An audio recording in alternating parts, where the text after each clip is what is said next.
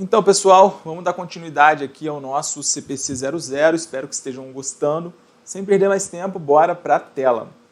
Agora a gente vai falar um pouco sobre a restrição à produção de informações contábeis. E que restrição é essa?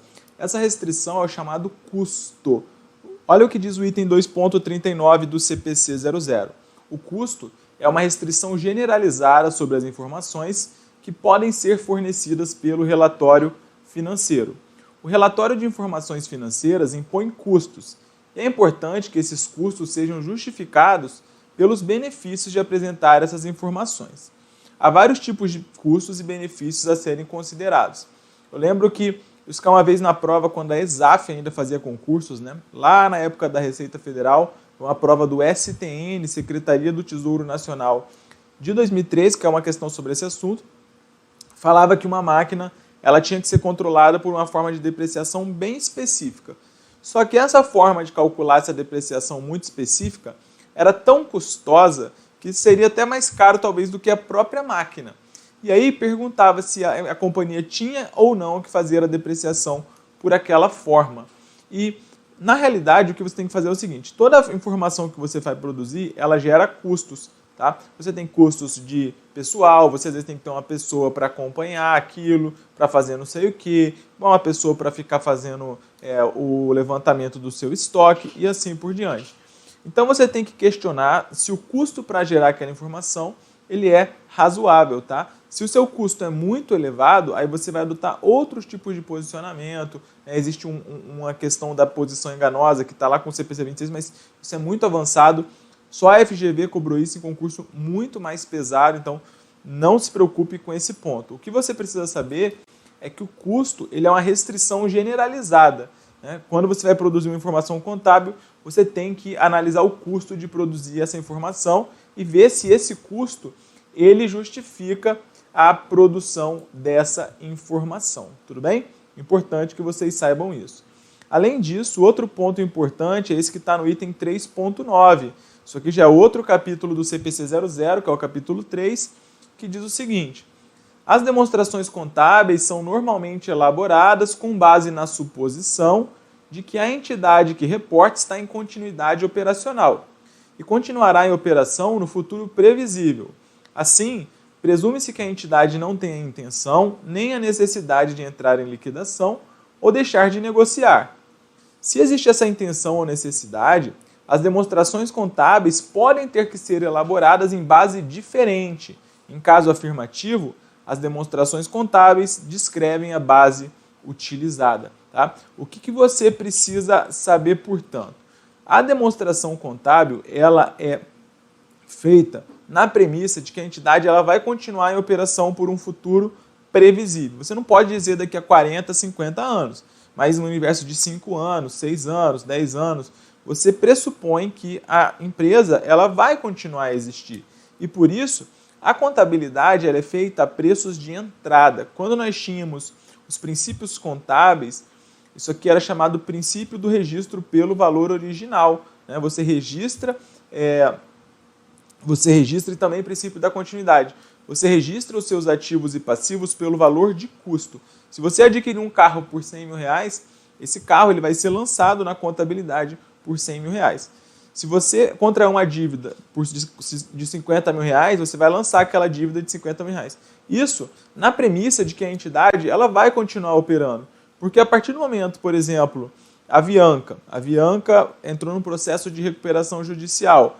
A partir do momento que você não tem mais essa premissa de continuidade, que a sua companhia está mal das pernas, a Saraiva, aconteceu isso com a Saraiva também, as demonstrações contábeis da Saraiva foram questionadas pelos auditores que falaram, olha, eu não sei, está em xeque a continuidade dessa companhia. Então, tudo que a companhia fez, todo o modo como ela vem classificando seus ativos a preços de entrada, quando a continuidade operacional está em xeque, você vai questionar isso e você vai passar a fazer a sua contabilidade a preços de saída, porque se a sua empresa vai acabar, não importa mais o quanto você pagou por aqueles ativos, importa o quanto você vai conseguir no caso de venda daqueles ativos, beleza?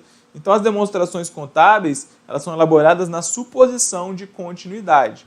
E né, presume-se que ela não tem intenção de entrar em liquidação.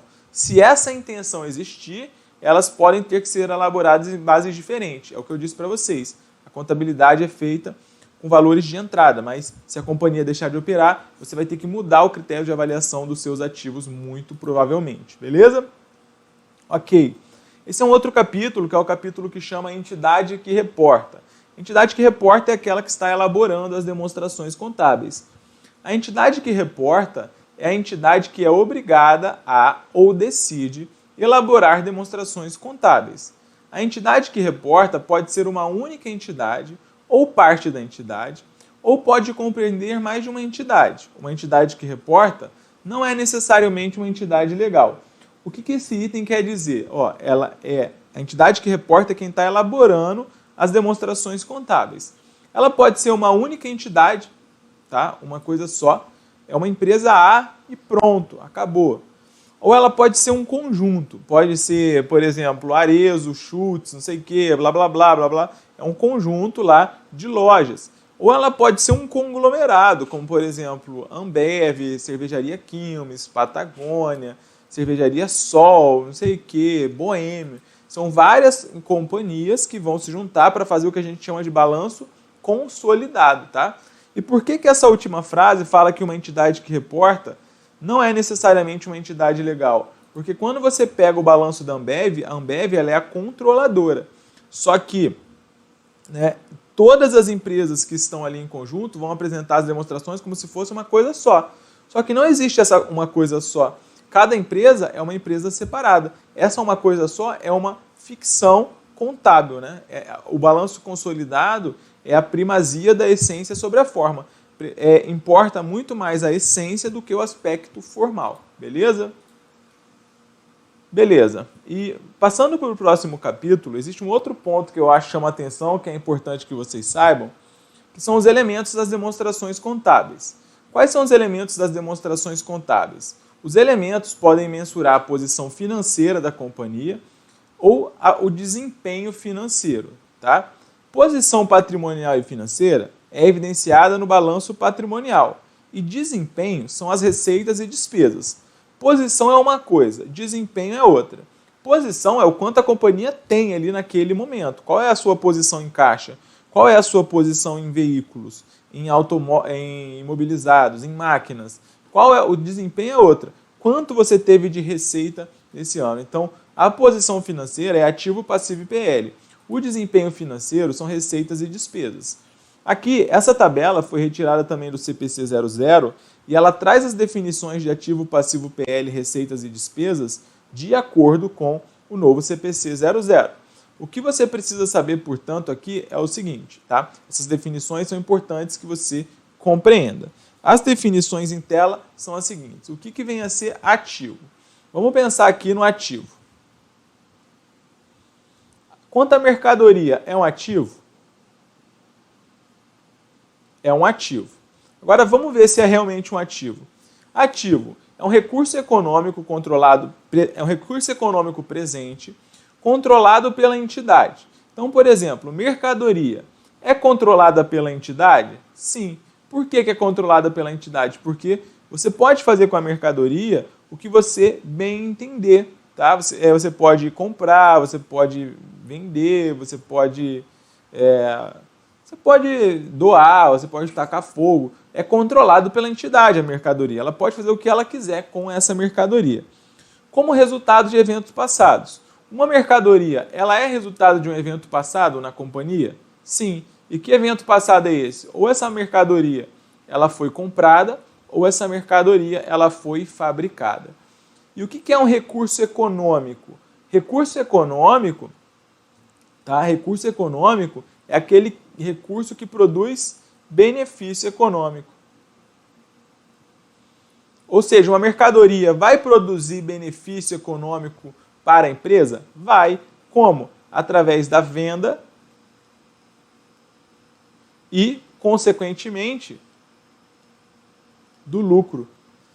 Portanto, mercadoria satisfaz tranquilamente o conceito de ativo segundo o CPC 00, que é um recurso econômico presente, controlado pela entidade como resultado de eventos passados. sendo que recurso econômico é um direito que produz benefícios econômicos. Direito aqui está no sentido amplo, tá? Porque direito pode ser tanto direito real ou direito pessoal. O direito real é o direito que você tem sobre bens, as mercadorias em seu estoque, o caixa da sua empresa. São direitos reais, como você estuda no direito civil.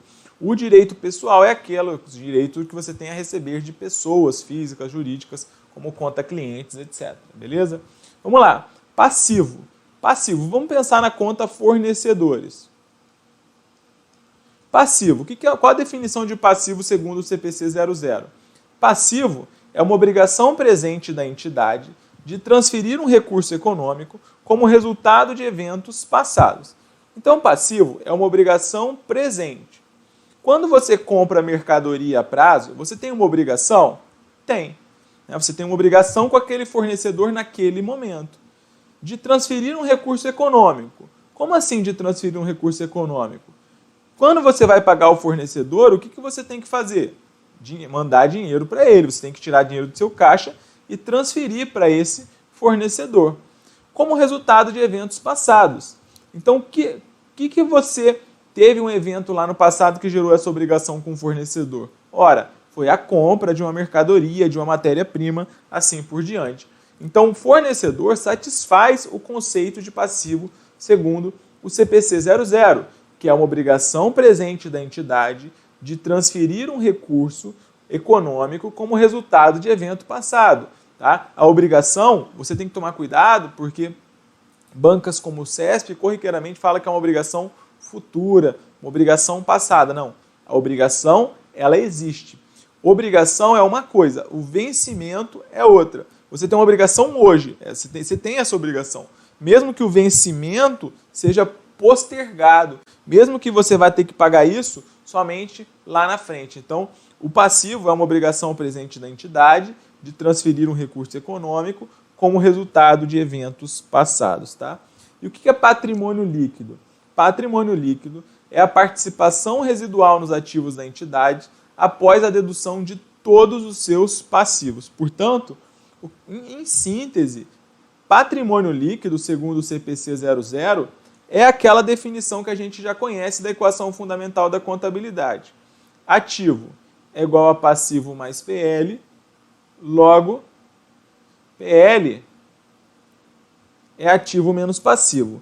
É a participação residual nos ativos da entidade após a dedução de todos os seus passivos. Você pega todos os seus ativos, tira as obrigações, o que sobra é o PL. Essa é a definição correta segundo o CPC 00, estrutura conceitual, beleza?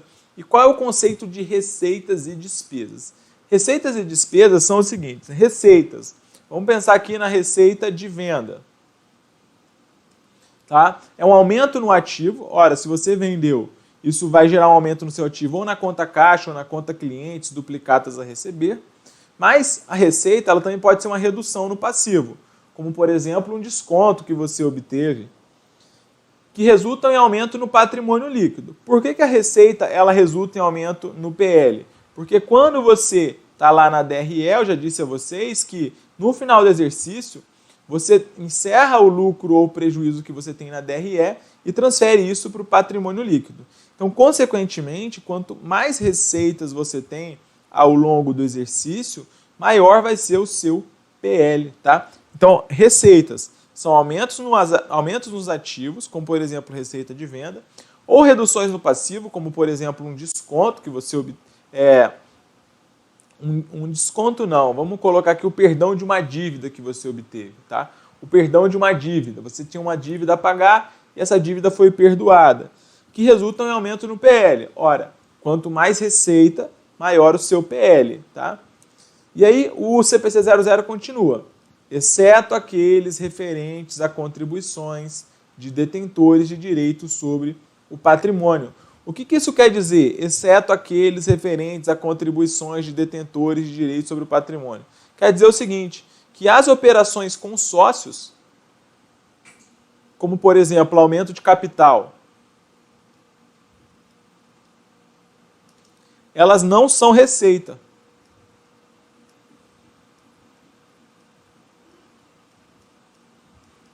Tá? As transações com sócio não são receitas. Beleza? É isso que quer dizer. Exceto aqueles referentes a contribuições de detentores de direitos sobre o patrimônio. Vejam que é truncada, né? Poderia dizer, exceto as transações com sócios, mas não. Traz uma linguagem bem mais complexa. Isso quer dizer, quando você aumenta o capital, isso aumenta o PL, aumenta o ativo, mas não é uma receita, é uma transação com sócio.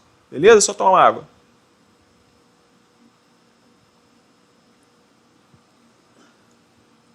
E o que são as despesas?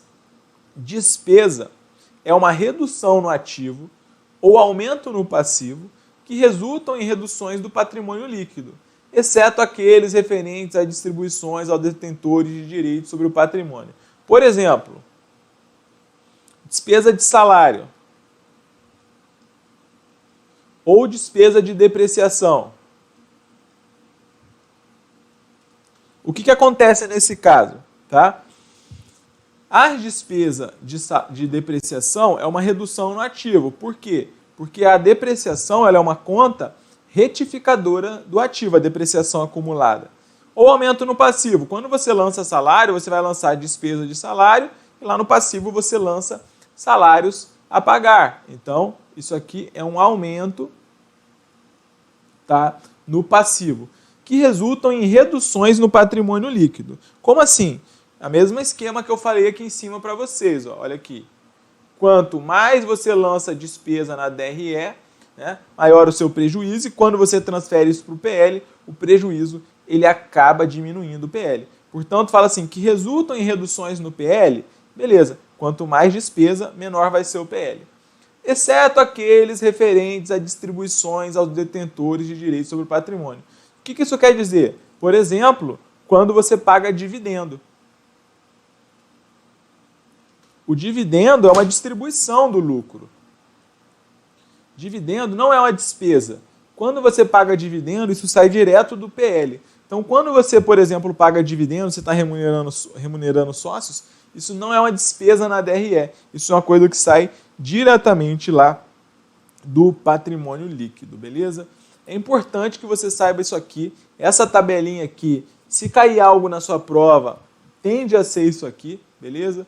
Então, reprisando, ativo é um recurso econômico presente controlado pela entidade como resultado de eventos passados. Recurso econômico é um direito que tem o potencial de produzir benefícios econômicos. Portanto, são alguns requisitos para você reconhecer o ativo. Vamos lá, só para repassar. É um recurso presente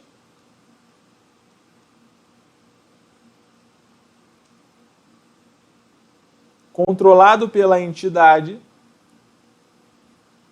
e que tem que ter o potencial de produzir benefício econômico futuro, beleza? Portanto, ativo é um recurso econômico presente controlado pela entidade como resultado de eventos passados, tá? Importante, então, que você entenda isso aqui. Ativo é um recurso econômico presente controlado pela entidade como resultado de eventos passados. E são esses requisitos. Recurso presente, controlado pela entidade, tem que produzir benefício econômico futuro. Beleza, o que é o passivo? O passivo é uma obrigação presente da entidade de transferir um recurso econômico como resultado de evento passado. Então, só para a gente poder entender isso aqui novamente, o passivo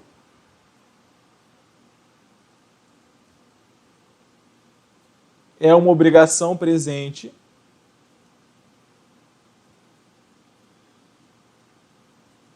mesmo que o vencimento se dê somente lá na frente, beleza. Uma obrigação presente, obrigação de transferir recurso econômico. Você tem que pagar o fornecedor, por exemplo, e isso é resultado de um evento passado, como por exemplo no caso do fornecedor, é a compra de uma mercadoria que você fez lá atrás, tá? Então, ó, item 4.27, para que exista passivo, 3 critérios devem ser satisfeitos. A entidade tem uma obrigação, a obrigação é de transferir um recurso econômico e há uma obrigação presente que existe como resultado de eventos passados, tá? Beleza? Muitas obrigações são estabelecidas por contrato, legislação ou meios similares e são legalmente exigíveis pela parte para quem são devidas. Obrigações também podem resultar, contudo, de práticas usuais, políticas publicadas ou declarações específicas da entidade, se a entidade não tem capacidade prática de agir de modo inconsistente com essas práticas políticas ou declarações. O que isso quer dizer? Isso é uma coisa que a gente estuda quando a gente está estudando o CPC 25, provisões. A entidade, geralmente, vamos supor que ela vende uma mercadoria, e essa mercadoria você tem um prazo para devolução de 7 dias, de acordo com o Código de Defesa do Consumidor. Então, beleza. Nesses 7 dias, se qualquer mercadoria apresentar defeito, você vai ter que reembolsar, você vai ter que fazer ali um processo de troca, o que quer que seja.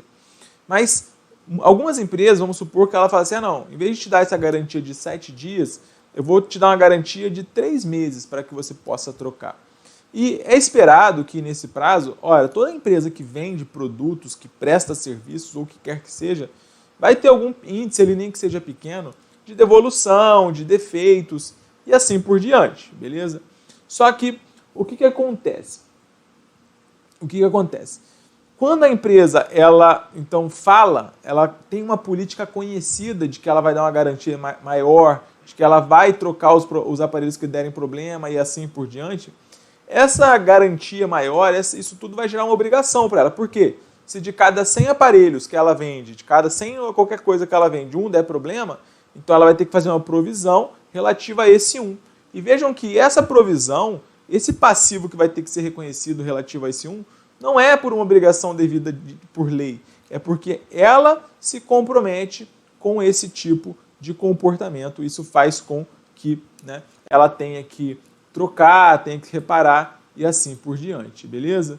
É importante que você entenda isso aqui, que a obrigação ela pode vir de lei ou ela pode vir aí também de contrato, etc., ou de uma declaração específica da entidade, no sentido de que ela vai fazer algo, tá? Item 4.63 do CPC 00 fala que patrimônio líquido é a participação residual nos ativos da entidade após a dedução de todos os seus passivos. Então aqui é o que eu disse a vocês. Se você pega o balanço patrimonial, vai estar lá da seguinte forma.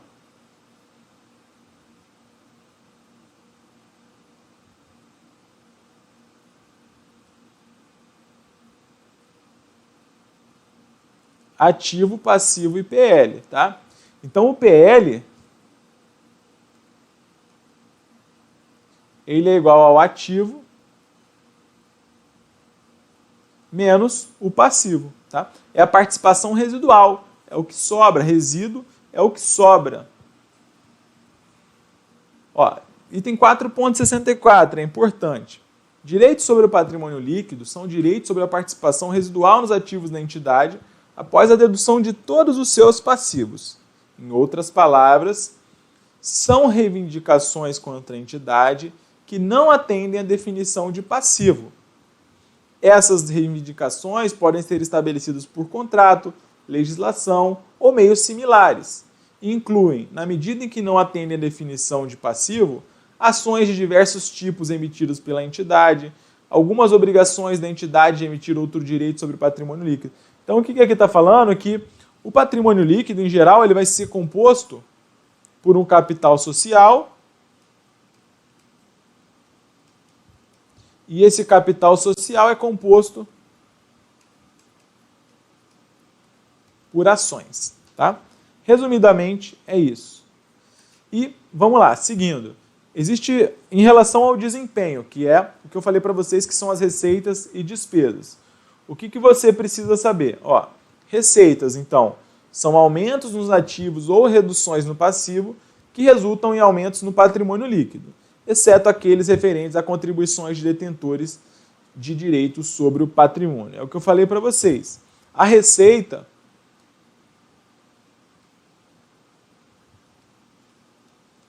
ou ela decorre de um aumento no ativo, ou ela decorre de uma redução no passivo. Por exemplo, Aumento no ativo. Venda de mercadorias. Tá? Diminuição no passivo. Um perdão de uma dívida que estava registrada no passivo. Você não tem mais aquela obrigação. Então, você vai reconhecer uma receita e vai diminuir a sua obrigação. E lembrando que as receitas não são transações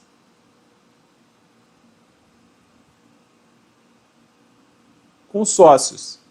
E beleza, agora as despesas, né? Transações com sócios, exemplo, aumento do capital social, isso não é uma receita. Vamos para as despesas. Despesas são reduções nos ativos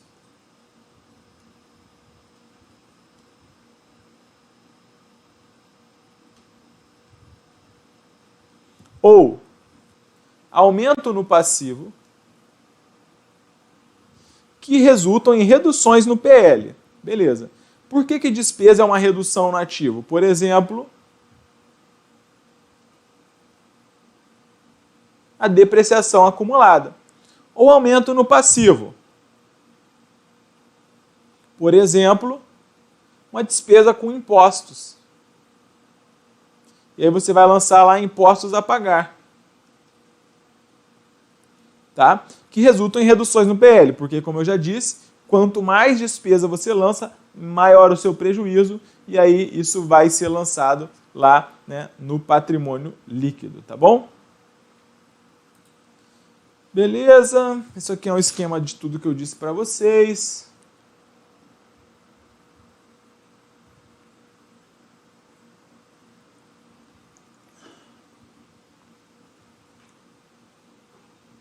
Olha lá, o item 4.70 que já foi explicado, decorre das definições de receitas e despesas, que contribuições de detentores de direitos sobre o patrimônio não são receitas, e distribuições a detentores de direitos do patrimônio não são despesa, que é o que eu falei. Aumentou o capital social? Isso não é receita. Pagou dividendo? Isso não é despesa.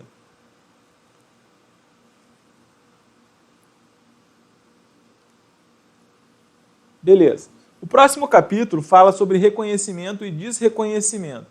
O que é reconhecimento, pessoal? Reconhecimento é quando você... É o processo, reconhecimento é o processo de captação para inclusão no balanço patrimonial ou na DRE ou na demonstração de resultado abrangente. Demonstração de resultado abrangente não cai, então não se preocupem, não cai no concurso de vocês. Tá? É um pouco mais complexo, um pouco mais avançado. De item que atenda a definição de uns elementos das demonstrações contábeis. Ativo, passivo, PL, receita ou despesa. Reconhecimento envolve refletir o item em uma dessas demonstrações, seja isoladamente ou em conjunto com outros itens, e palavras e por meio do valor monetário. Então, o que é reconhecer? Reconhecer é, por exemplo, você comprou uma máquina.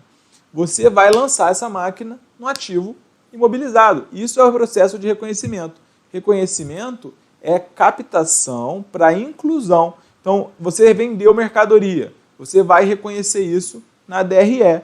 Tá? Você teve um processo lá que você teve de ajuste acumulado de conversão. Você vai reconhecer isso na demonstração de resultado abrangente. E assim por diante. Tá? Última frase. O valor pelo qual ativo, passivo ou PL é reconhecido no balanço patrimonial é referido como seu valor contábil, beleza? Então o reconhecimento ele se dá no balanço, na demonstração do resultado do exercício e na demonstração de resultados abrangentes. Só para matar a curiosidade de vocês, demonstração de resultados abrangentes são receitas e despesas que são lançadas diretamente no patrimônio líquido. Mas, como eu disse, isso não cai na prova de vocês, tá?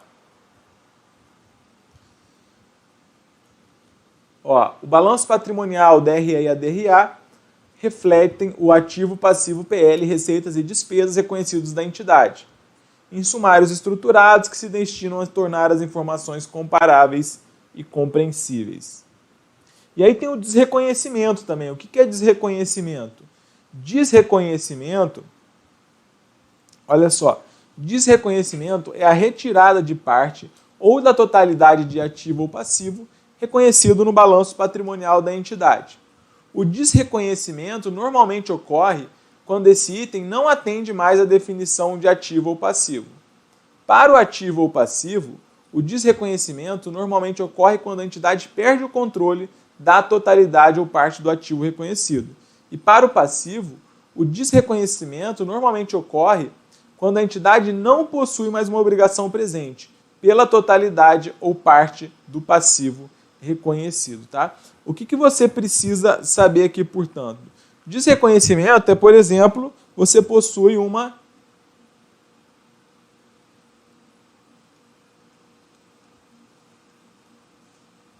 mercadoria. Quando essa mercadoria é vendida, você vai ter que desreconhecer. Você vai tirar essa mercadoria do seu balanço. Por quê? Você perdeu o controle dela. Né? O controle dela, dessa mercadoria, está agora com o novo comprador, beleza? E para o passivo, né, o desreconhecimento ocorre quando você não tem mais uma obrigação. Ou seja, por exemplo,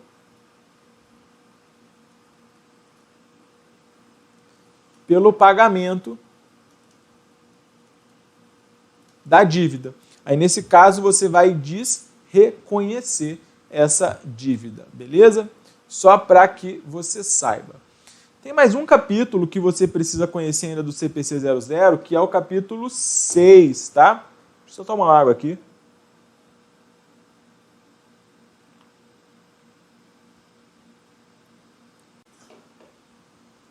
O que você precisa saber desse capítulo 6? Eu resumi bem aqui o CPC 00 com as principais informações que você precisa. Esse pronunciamento ele tem 62 páginas, muito truncadas, mas os principais pontos eles foram tratados aqui até agora. Tem mais algumas coisinhas que eu quero falar ainda para vocês. E depois a gente vai ter que adaptar questões do CESP e ver se já tem algumas novas para trazer aqui para vocês. Mas a gente vai ter que dar uma pesquisada aqui, tá? Beleza, olha só, item 6.1 diz o seguinte: os elementos reconhecidos nas demonstrações contábeis são quantificados em termos monetários.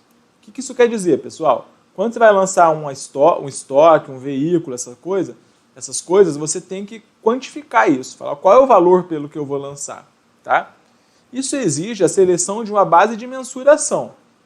A base de mensuração é uma característica identificada, por exemplo, custo histórico, valor justo ou valor de cumprimento de item sendo mensurado. Aplicar a base de mensuração a ativo ou passivo cria uma mensuração para esse ativo ou passivo e para as respectivas receitas e despesas. Então, o que é mensuração? É você lançar o valor, você lançar um item do ativo ou passivo por algum valor, tá? Beleza. E existem algumas bases de mensuração. A gente não vai ficar lendo e decorando todas essas minúcias. O que você precisa saber é o seguinte: geralmente, os ativos e passivos, eles são reconhecidos inicialmente pelo custo histórico.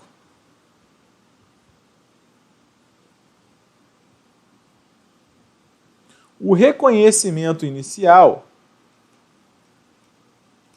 ou seja, a primeira vez que você lança um ativo ou passivo, geralmente, não é obrigatório, porque o CPC 00 ele não obriga em uma classificação assim ou assado de ativo ou passivo. O reconhecimento inicial, geralmente, de um ativo ou passivo se dá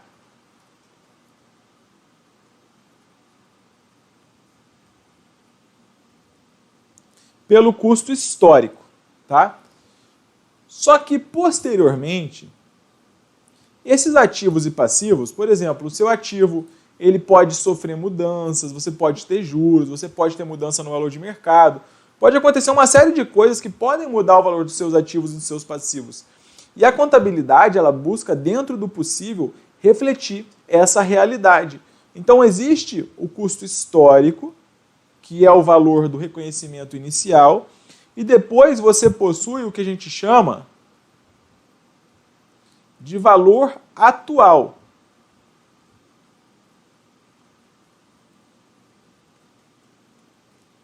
que é o valor atual? É você atualizar, né, o valor do seu ativo, atualizar o valor do seu passivo, beleza? É isso que você precisa entender.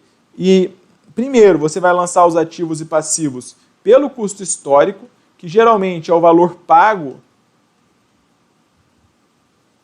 ou a pagar por um ativo ou passivo. E depois, esse ativo ele pode ter uma atualização e ser registrado por um valor atual. Tá? E beleza, e quais são as espécies de valor atual? O CPC 00 ele traz alguns tipos de valor atual. São eles: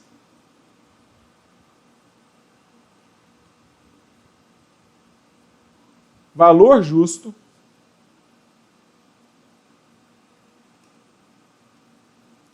valor em uso de ativos e de cumprimento de passivos,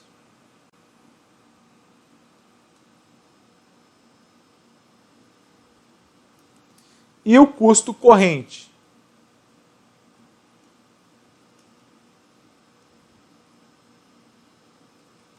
Tá? Essas são as espécies, portanto, de valor atual. Deixa eu abrir um novo slide para a gente poder esquematizar isso aqui para vocês. Olha só, ficamos assim, portanto. Geralmente, o reconhecimento inicial de um item, ele se dá ao custo histórico.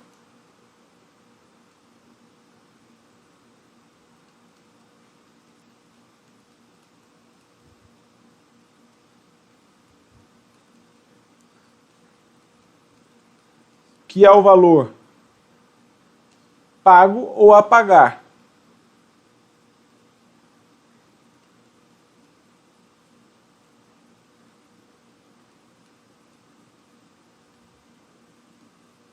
Só que esses ativos e passivos, eles podem sofrer uma variação para o valor atual. O que é o valor atual? É um valor porque os ativos e passivos, eles mudam de valor, né? O valor de mercado pode se atualizar, o valor pelo qual o seu ativo estava avaliado não vale mais isso e assim por diante. Geralmente o valor atual, então, ele ou vai ser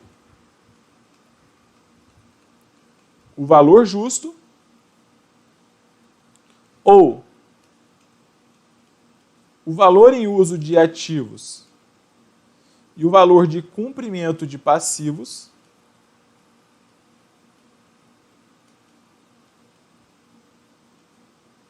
e ainda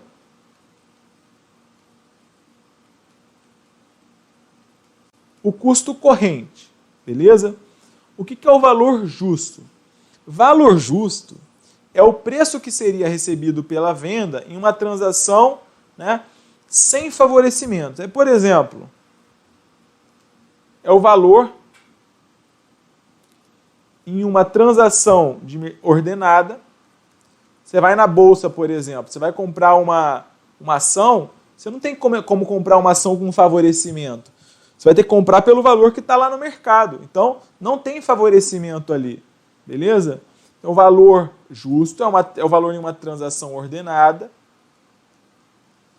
sem favorecimentos, entre participantes do mercado. Portanto, o valor justo é o valor de mercado. É só você lembrar de ação na bolsa. Vai ficar muito mais tranquilo de você entender assim, tá? Lembra de ação na bolsa.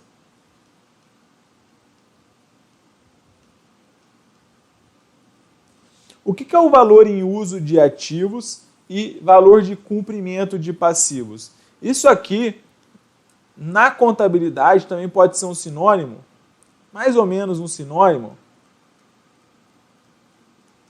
para valor presente.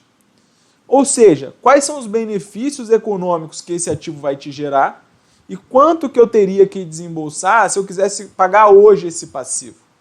Então isso é o valor de uso de um ativo, ou seja, quanto, né, eu consigo com esse ativo, quanto eu vou ter de benefício econômico e quanto eu teria também para quitar, né, para cumprir essa obrigação. Portanto, o valor em uso de ativos e valor de cumprimento de passivos é o valor presente, é o quanto esses ativos, esses passivos, eles valem hoje. Tá? Eles valem hoje. E quanto você vai obter de benefício econômico com isso daí, caso você mantenha, né, aquele ativo.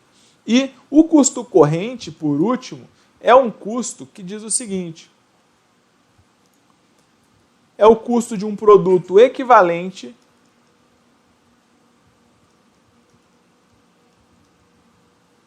na data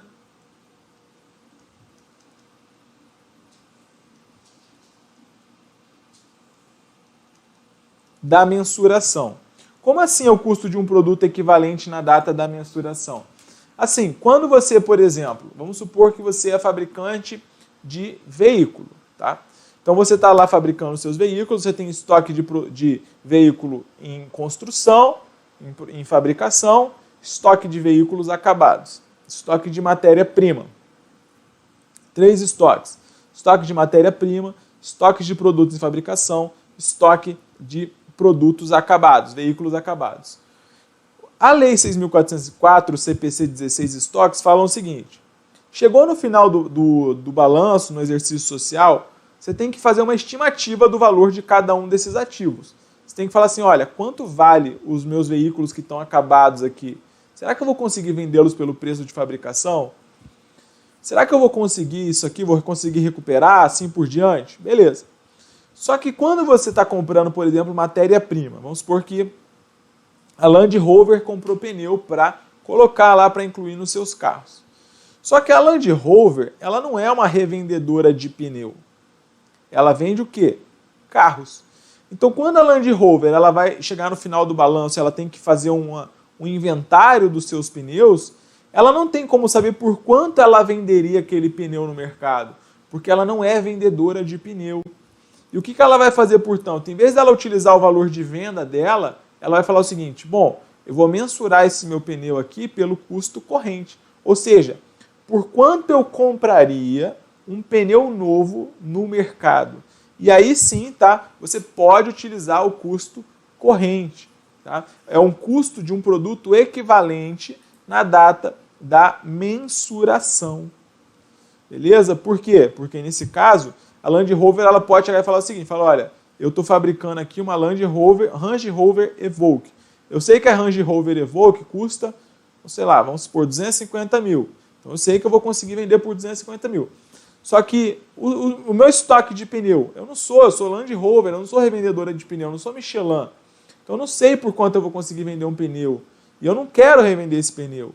Então eu não vou avaliar o meu pneu pelo custo ou valor realizável, pelo valor de saída, mas sim pelo valor que eu conseguiria comprar novos pneus.